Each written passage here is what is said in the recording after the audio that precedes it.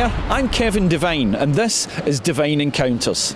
London is the centre for the UK's creative industries, from film, television and radio to theatre, music and advertising. So that means each and every day lots of stars walk through the streets on their way to work. So I'm on a mission to bump into as many of these celebrities as possible and have unplanned, unscripted chats with them to find out what they're up to. So if you love spotting stars, you're going to love Devine Encounters. Excuse me, my friend. Yeah. How are you doing today? Good to meet you. Right. Hope you do. I can see you're having a nice quiet pint. My name's Kevin Devine. I was having a nice quiet pint. I do beg your pardon. Yeah. It's I've always been a fan. Wanted to meet you. Yeah. What brings you to Soho today, Suggs? I'm in Soho quite a lot. Yeah, my mum lives in Soho, funnily enough, and a lot of the work that I do involves me coming to Soho, as you can see. Oh, you class this as work then? That's grafting my balls off here, my friend. What other sort of projects have you got going just now?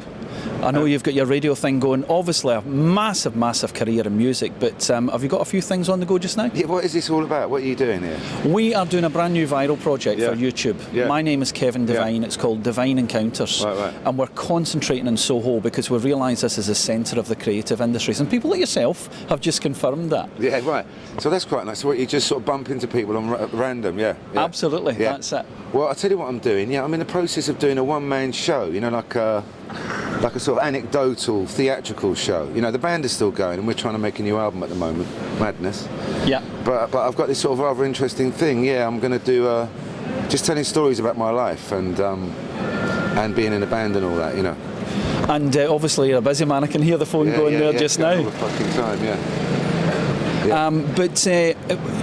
God, your career has now spanned decades and things, so how are you going to cram all that into like an hour and a half, 2 hour show? That's a very interesting point, and that's the problem at the moment actually, yeah.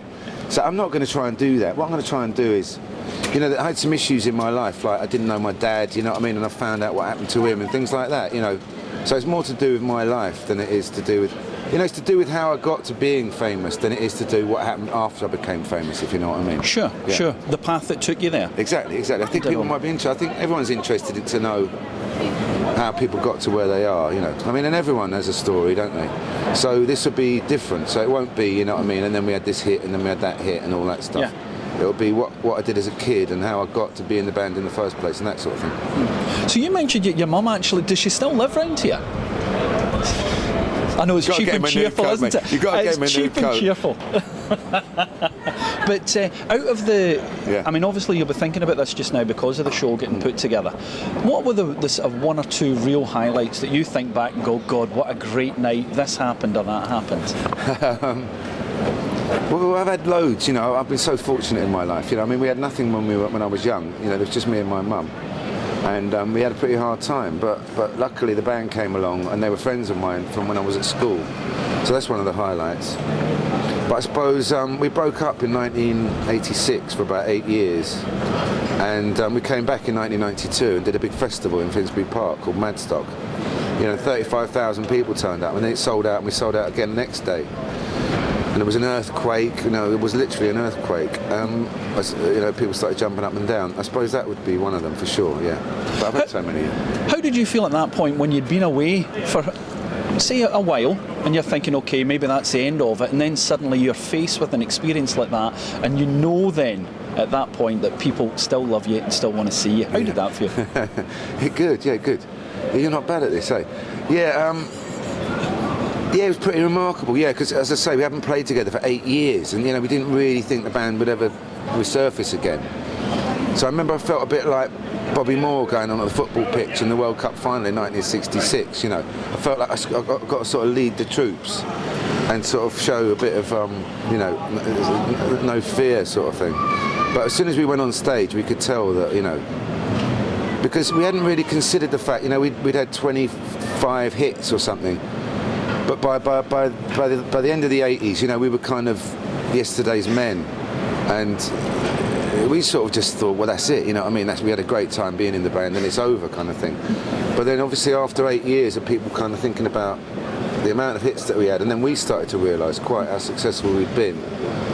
it was all re-energised, and we haven't looked back since. I mean, we've been playing every year since and making records. It's been great.